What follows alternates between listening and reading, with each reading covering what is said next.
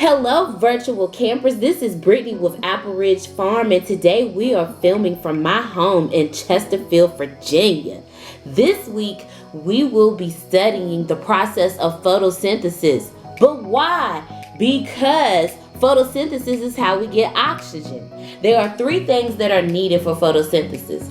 Those are water, carbon dioxide, and solar energy.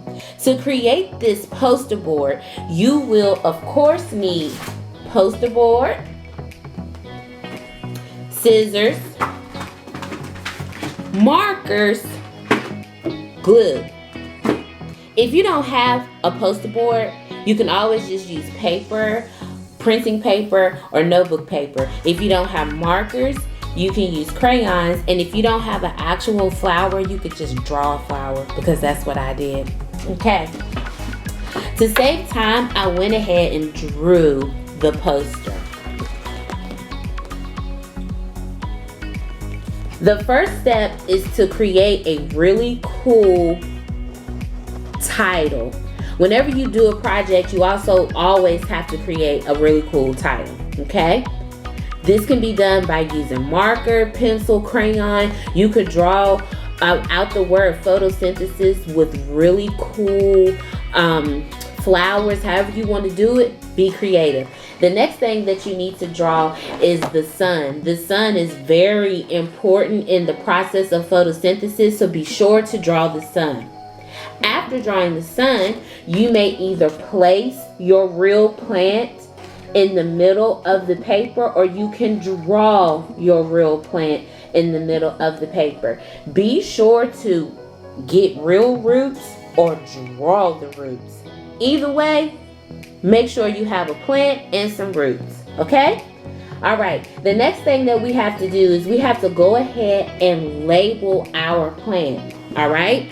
So, the next thing that we do is we draw out water and we label water.